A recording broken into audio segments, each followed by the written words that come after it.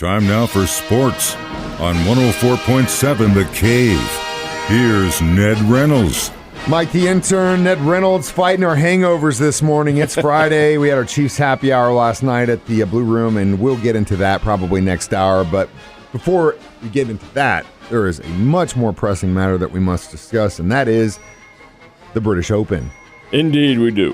And I think we're seeing a classic example of the young bucks coming into the golf world and sports world, period, and really making a name for themselves. Cameron Young had the lead after the first round. Now, he hasn't played yet today, and the field is a little bit later teeing off. It's all, of course, based on time, but there's a 6-hour difference between Central Time and the time for the Open in Great Britain. But Cameron Young had the lead yesterday with an 8 under par. This St. Andrews course is uncharacteristically dry and is really playing fast. All that is good because there's some very good scores. At the moment, Taylor Gooch has come on and shot very well today, so he's going to be up there in the leaderboard.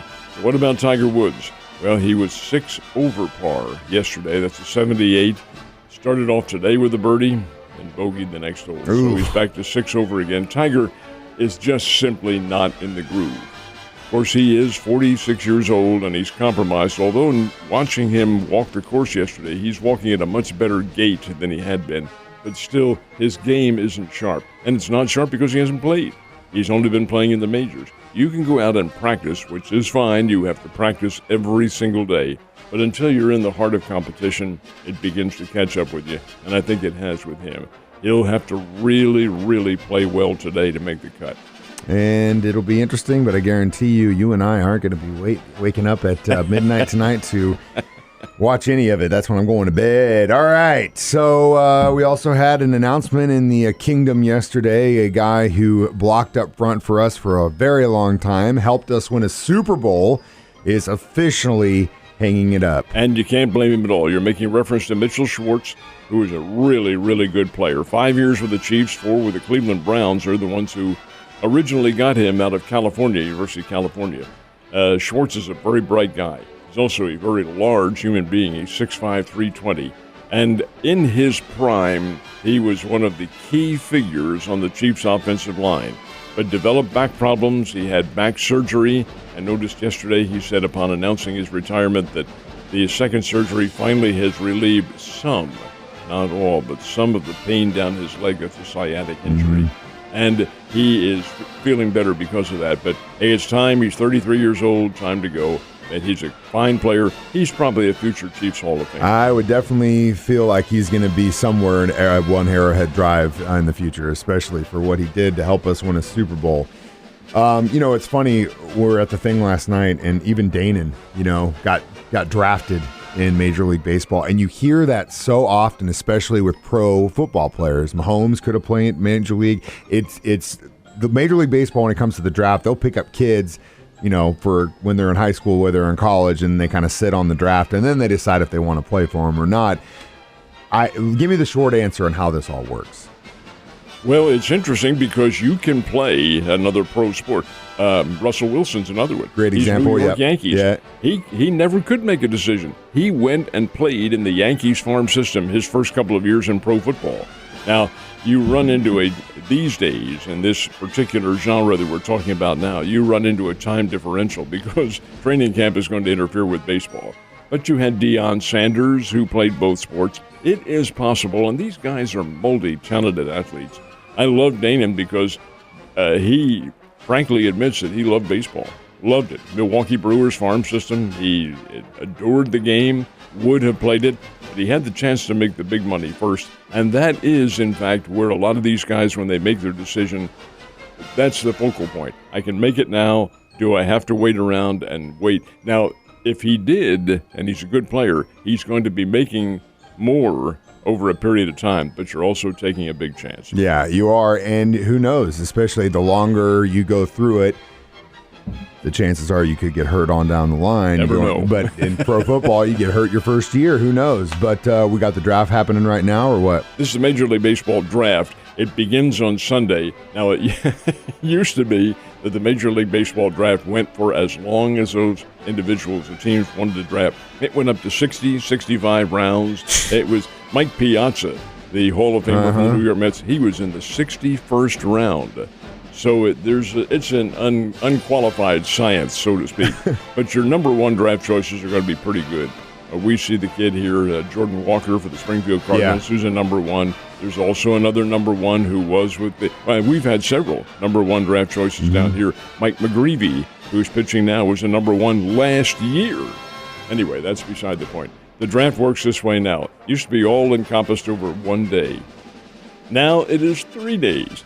They have looked, they being Major League Baseball, at basketball and football, especially football. Well, wait a minute. If these people can drag it out, so can we. So the draft begins on Sunday night in Los Angeles, and that's the first round. So that means all the 30 teams will draft in the first round, and then that's it. Now, the draft now is only 20 rounds. That's all you go. So the next 9 rounds will be Monday night. And the final 9 rounds, or actually 10, I guess it would be the final 10 rounds, that will be on Tuesday, but probably during the day because the All-Star game's at night. You want the TV audience. And it's not a bad, from a marketing standpoint, to kind of lead into the All-Star break with that is not a bad idea, and at least they're taking a page out of the old NFL marketing team's book. So it was Game 3 against the Dodgers for the Cardinals yesterday, and the first 2 games definitely mirrored each other and how they went down. If that happened again, I probably would have been wearing my tinfoil hat when you came in this morning, but luckily, well, not luckily, unluckily for the Cardinals, it didn't happen. Yeah, and I'm afraid that is symbolic of their inconsistent attack. Yeah, the first game was 7-6, and the Cardinals held on to win that one. 2 nights ago was 7-6. It was the Dodgers coming from 6-0 down to win. Breaks your heart, man. That doesn't happen. That should not happen. They should have that series. And last night, Dodgers went at 4-0, and there's, I think, again, a point that we talk about, and that's how inconsistent the St. Louis attack is. On some nights, they're pretty good. Last night, they're facing Tyler Anderson, who's not a kid. God, he's been around for several years. Rockies, the Giants, the Diamondbacks, 32-year-old lefty, not overpowering. He's just kind of a crafty pitcher, and he shuts down the Cardinals. Shuts them down. This is a lineup that has Albert in there and has Goldschmidt and these people. Holds them to 5 hits. I think he struck out maybe 4 or 5 somewhere around there, which is not an overwhelming number. But he had the Cardinals hitting his off-speed stuff, and that made the difference. Meanwhile, the Dodgers didn't exactly knock the cover off the ball, and Gavin Lux had a 2-run homer. But you have to have that consistency to make it work. And that bothers me about the Cardinals. They do not. Now, they do play. The Cardinals do open up a series tonight with the Cincinnati Reds in St. Louis. Cincinnati's not very good. They should own that one. This is a big opportunity for the Cardinals to get well prior to the All-Star break. Yeah, and they definitely need to right the ship a little bit, but it is scary when you see a complete team like the Dodgers coming to town, and that's really what your competition is going to be in September, October. In the playoffs. And not too good. So we'll see what happens. How about the Royals? How do you explain this? Here is a Royals team that's down 10 players, almost all of them starters, heavy hitters, all that, going to Toronto. These players are not with the team because they have not been vaccinated, and that is the rule. All right, they're out. And the Royals win. Hell yeah, they do. How can that happen? Well, that's baseball, folks. That's the way it works. Royals win 3-1 up in Toronto with a fractured lineup. Edward Olivares, who's not a kid, he's been around. He played down here in the AA farm system a number of years ago. He had 3 hits. It's just one of those things. You get into the rhythm. Now, there are 3 more games to go in this series. The Royals going to be able to pull this off and win 3 more with a team of 16? I don't know. We'll see. We'll see what happens. But Kansas City does get the win. That's good. And the Springfield Cardinals, hey, folks, they are tearing the cover Hell off yeah, the they ball. are. How about a win over the Tulsa Drillers last night? Tulsa's the Dodgers farm team. 13-5. Springfield wins it, hitting the ball all over the lot. The 2 kids who are up there, Mason Wynn at shortstop, a very big night, and Jordan Walker, a very big night. He had a home run in the game. He was 2 for 5. Wynn was 3 for 4. Another good pitching performance. Hey, this team is pretty doggone good. They're playing very well here in the second half. They've come together, and you've got guys who are rooting for each other out there. Yes, it is AA baseball, and yes, the guys are trying to make it to the big time, but they still want to win, and they are winning right now. If I can throw in a personal standpoint, we'll have the game tonight, the Friday night game, on KY3 this evening beginning at 7 o'clock. But, folks, if you get a chance to get out there, do it, because it's fun baseball to watch and a fun time, and they have the fireworks tonight. And if you can be there when Ned's there, it's even more fun. All right, well, speaking of which, last night Ned and I did some drinking. We were at our Chiefs happy hour, thanks to the Blue Room Comedy Club for hosting it and all of our sponsors. We had a great time. Brought down Danon Hughes, former wide receiver, part of the Chiefs Radio Network, now with Mitch. Of course, Mitch was here. Great insights from these guys, as always, man. And the governor of the state was here. Of course, Governor Parsons was here. It was, and your buddy Larry Numbers, former NFL referee and official. It was a packed house. I thought it was great. It was. It was a really good time. A lot of give and take. And like I was explaining to Mike, you see it totally with Danon Hughes down here. You saw a totally different take in your assessment of the team. Mitch Holdus, the 29-year veteran broadcaster. God, he's going on 30 years now as the... Don't be surprised you got him beat big time. Well, I'm older than he is by a long shot. But over and above that, he is the tub thumper. He's in there, hey, the Chiefs are blah, blah, and so forth. We're going to win. And they may. I think they will. I think they'll have a very good team. Danon gives you the player's standpoint. And while he is pro-Chiefs, of course, he gives you more of an actual insight as to what the players are going through and how they think.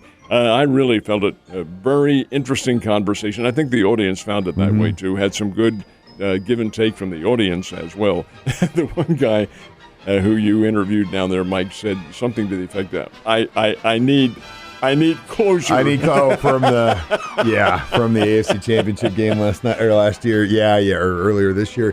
Back to what you're talking about, Danon, though, he said something really early on about, he goes, you look at bankers and guys that play the stock market, and they look at the market differently than most people do. Like you and I, we're like, oh, this goes up, this goes down. They see things that are happening that we don't see because they're in it all the time, and that's how he watches the game. He sees it that way. He is a banker.